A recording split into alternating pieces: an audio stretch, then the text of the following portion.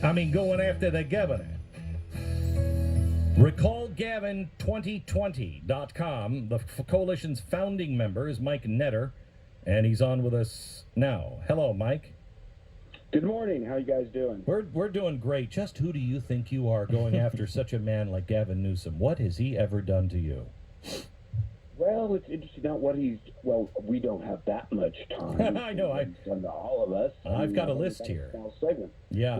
Well, the list is pretty big. Everything from letting prisoners out of jail to begin with, nullifying the death penalty, keeping kids out of school. I guess the shorter answer is, what has Gavin Newsom not done to suppress the people of California? It's let me just give some of these to the average American, because I don't think they know. Highest homeless rate in the nation, the infringement of Second Amendment rights, countless new gun and ammo laws, sanctuary state for illegals and criminals, made it legal for illegal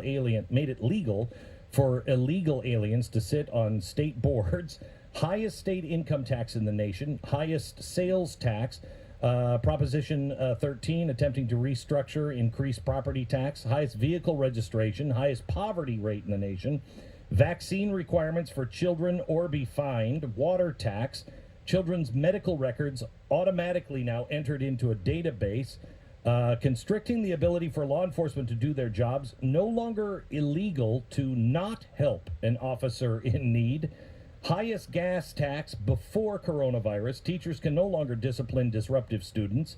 Government overreach, the example overruling the vote of the people to reinstate the death penalty. He not only overreached and didn't listen, he dismantled the death chamber and then took all the death row inmates and sent them out through the system. He's granted clemency for felons, those who raped and murdered, even committed heinous crimes against children. He's got Proposition 47, reducing felonies to misdemeanors for violent crimes. And I'm halfway through. It's crazy. Well, you didn't leave out the biggest one, but the latest breaking news, of course, is that the EDD, the Department in California, which sends out unemployment, don't worry, if you're still in jail, apparently we'll send you a check. Gavin was told about this in April, that this was going on, that they had 17 investigators for a state of 40 million, and apparently he was too busy going out to dinner at places like the French Laundry to pay too much attention to the people of California. The trouble with California politicians, quite honestly, is they care more about politics and don't seem to care about the people, and Gavin is at the head of the pack. That's why this is a live petition. This is not a drill. It can't be signed online. It has to be signed in wet ink. Recall Gavin2020.com. It's amazing momentum. You mentioned earlier, it is the largest initiative in American history, and with volunteers alone up and down the state. And that includes left people, right people, people in the middle. We've gathered 820,000 signatures, over halfway there to the 1.5 million we need, and we have till March 17th. This is going to get done. That's remarkable that you have that many signatures and you have until March 17th. When you ask people to sign it, who's signing it? I'm laughing because when we started back in June, we got an extension, right? Mm-hmm. Due to this little thing called COVID that you may have been in the news lately. You may not be aware of it, right? But they gave us a 3-month extension. People would come up to the signing booths and they would say, well, what are some of the reasons? And we'd say, well, it's the prisoners out of jail, it's the lockdowns. They go, okay. To be honest with you now, at the signing booths we have over 500 permanent locations up and down California, close to probably 300 events every weekend. I go to a lot of them. People just kind of pull over and yank the pen out of your hand. You don't really have time to open your mouth. You're like, don't worry about it. Because I got to go to a friggin' drive-through, right? Because I can't go out to eat. So I'm kind of in a rush. So it's not one of the harder sells I've done in my career, if you will. So if you recall them, what happens? You get all of the signatures. They all have to then be verified. The only time signatures have to be verified for Democrats is when you're trying to recall them. Then they verify them. Then what happens?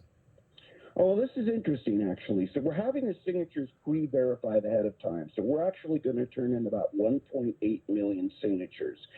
They're turned to each of the 58 counties. We're actually with a we're all volunteers and just a group of patriots. We have quite an operation going. And the signatures are distributed to 58 counties. They then have 30 days to re-verify them. It's a random verification process if we turn in over 10%. Then within 90 days, by law, by the 1913 clause in the California Constitution, they have to call a special election. Here's what's really interesting, especially in California. It's a little different in Texas. We have what's called a top two tier system in California, what's known as the jungle primary. So the recall gets around it. It basically says, do you want Gavin to continue as governor? Yes or no? I'll let you guess how I'm voting. And if you vote no, okay, it's just take a shot, right? And if you vote no, you then vote from another slate of candidates who are running. So that election period is 90 days, and then that vote's certified. So we could have a new governor by June. And I want to stress something really important on your show, which I appreciate being on. We don't have to take until March 17th. We have until March 17th. The sooner everybody out there goes to recallgavin2020.com, and you can print the petition on 8.5 by 11 paper, which means you can do it at home, fans, right? The sooner we get the signatures in, the sooner it triggers that 30-day period for the special election. I should make it very clear, especially for any Democrat is listening, you cannot vote in this or sign this petition if you live out of state. I know it didn't work that way recently, but is that right? Right. Yeah. Okay. That's absolutely correct. However, you can, and by the way, you also can't vote if you're dead. I would like to throw that in too. Why do you hate dead people? Relative, and he's passed away lately. I appreciate it, but still, But at the end of this, do we get the Schwarzenegger style election with like 40 people on the ballot, and you don't need a majority, right? It's whoever wins that second tier. Okay. Exactly. That's exactly the way that it works.